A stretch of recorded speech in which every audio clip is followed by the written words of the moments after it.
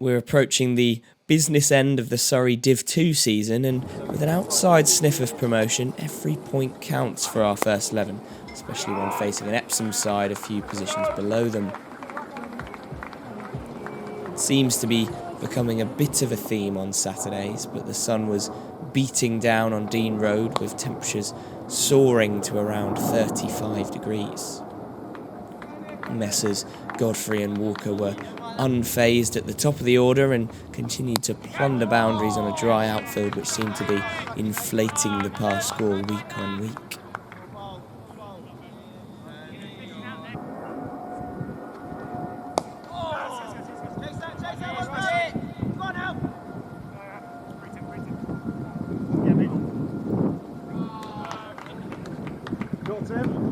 Tim Walker's last outing on Frogbox saw him score an important 69, hosting Dorking a couple weeks back, and Tim was looking to continue that home form here today.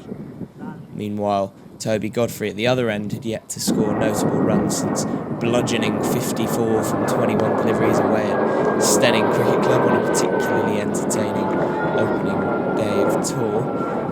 But despite Tim occupying most of the highlights, they both looked in particularly good nick to rectify that here. Tim was racing at above a runner ball, seeing the red rock in 1080p, hitting Kieran Page for 2 punishing boundaries as the opening stand passed 50. And Tobes got in on the action as well, unperturbed by his slightly slower rate of scoring.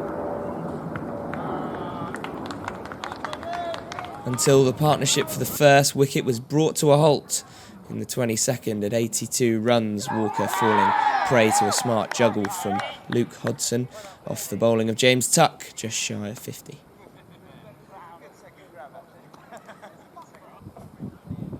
First 11 number 3, Limbs 11 stalwart and OHCC's Trent Park arrived at first drop, his first boundary arriving following a shimmy down the wicket before striking over mid-off.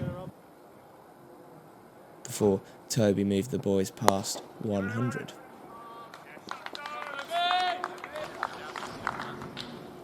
Trent was appearing in his 28th game of the season here, moving towards 600 runs, but much like his partner at the end, hadn't hit 50 since tour, a demon-littered timed fixture against Pevensey Cricket Club.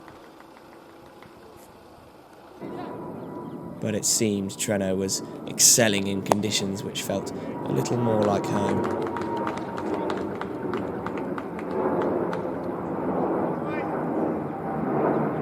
Godfrey moved to his 7th 50 of the summer with his composed paddle scoop. The score now 117 for 1 from 29, with the run rate moving at a steady 4s.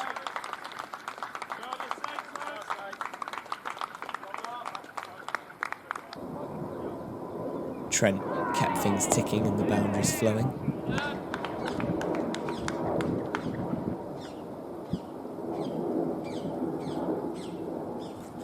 And the best batsmen go twice, a la Toby. Words that seem to be uttered each week now. My extremist apologies.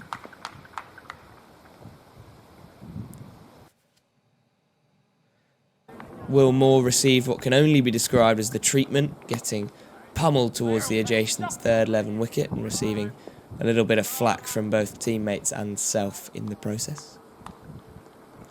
Before Toby went for 1 ramp shot too many in the 34th, never go thrice. With nearly 150 on the board and 8 wickets in hand, the platform looked well and truly set for the remaining bats to kick on in the last 17 overs. Jack of all trades, Tim Wallace arrived at the crease and unfortunately didn't last long. Johnny Wildman picking up his second scalp with a sharp off-cutter that sliced open Will's gate. Treno showed no sign of slowing once Denel Manuel arrived in the middle, spanking his second bomb towards Hampton Academy as he coasted towards a half-century, which arrived in the 38th from 60 balls, his 5th 50-plus score for the season, and we've got him for another year. Cue a rousing rendition of East 17's 1994 classic Stay Park.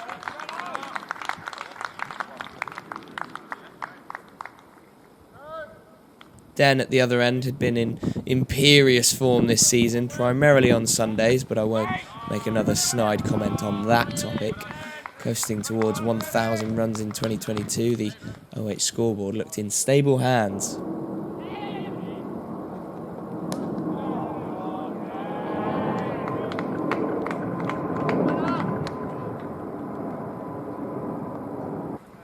And the stream of boundaries continued. Den rocking onto the back foot against Xavier Fernando.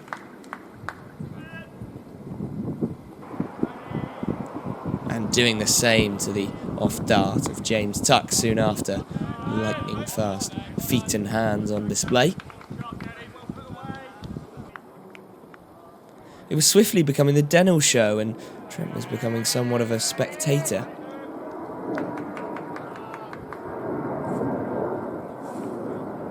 With the former striking one of the shots of the day towards fine leg.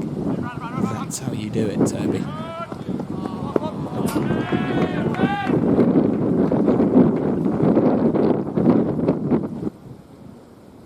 Dennell hit this horrendous full bunger over the ropes for his first maximum of the afternoon, as we set our sights on at least 250.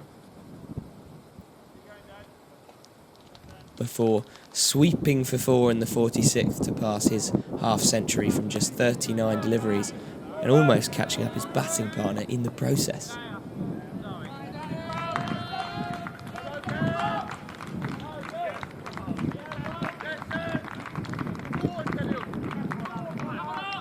Over to forget that for Fernando.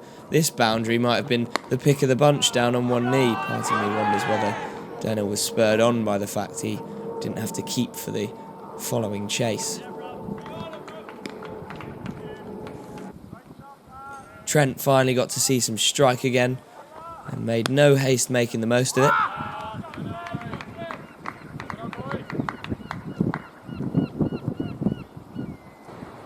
Making use of his levers, striking for maximum over long on.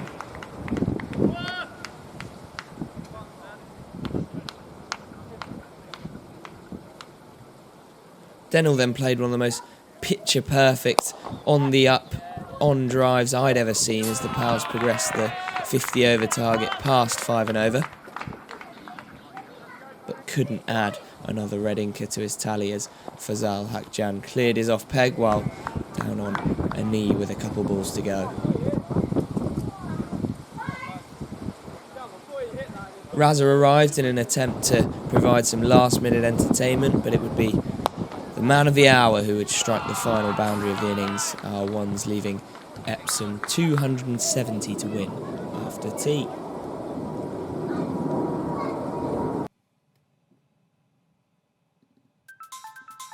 It seems the OH socials have groomed Treno's ego more than we'd care to admit in recent days, so I'll keep my praise short. A mighty fine contribution from the big man, who finished 85 not out from 90, ably supported by Godfrey, Walker and Manuel in crafting a protectable total in the sunshine.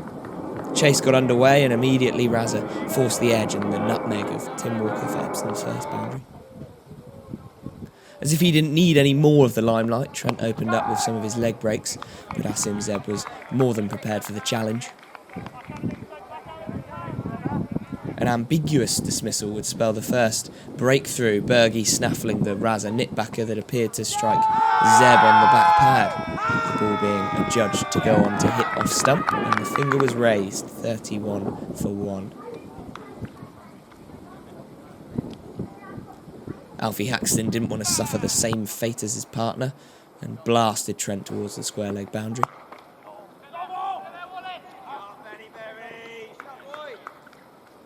Before striking first change bowler Tim Wallace to the other side of the ground not long after.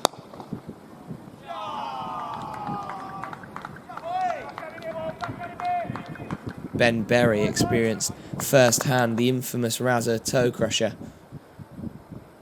The former removed for just 10 as the home side took control of the fixture.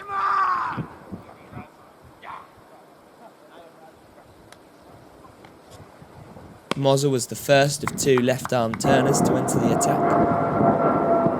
Johnny Wildman driving nicely in an effort to rectify the chase in partnership with Haxton.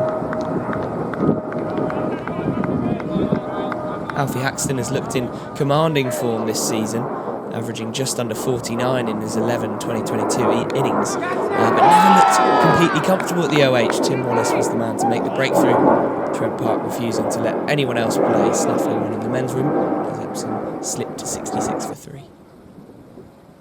Before Phil Edwards tentatively prodded at his first, his hands soft enough to avoid a first baller. Mozza was desperately searching for something to distract from his last appearance on the channel, a comical pre-run-out pile-up with Adam Lee, but it wasn't to come yet.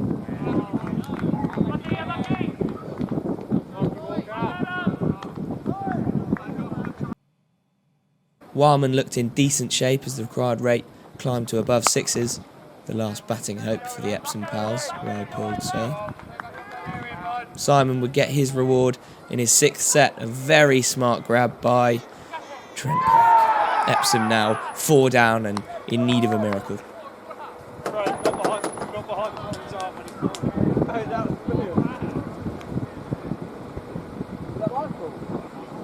Bentos entered the attack, a flighty second delivery heading to the ropes, courtesy of a Wilmore cover drive.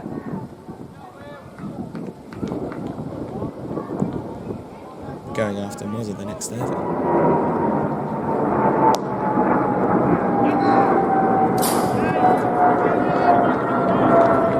And then aerially soon after.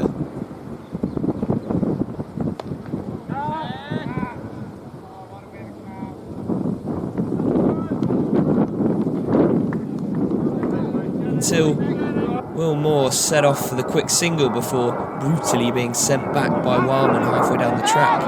A composed throw from Trent into Berger's gloves to pick up the run-out. Good to see Trent Park getting involved in the game. Epsom's top scorer for the innings would meet his own demise soon after. Karma getting the better of him, courtesy of a plink to skipper Godfrey in the ring. It would appear that the writing was now on the wall for the visitors. James Vivian, after his call-up to make up numbers away at Farnham last week, has become a very useful slow left arm option to back up the others and complete a 4-man spin attack. This delivery to dismiss skipper Luke Hudson, a phenomenal nut.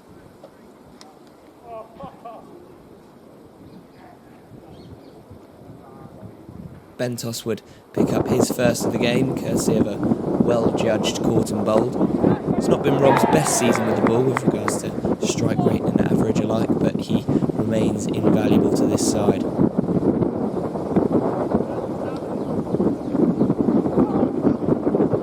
The Beaver would soon have his second, a loopy wide one, which inexplicably ended up being dragged on. Kieran Page won't want to watch that one back in a hurry.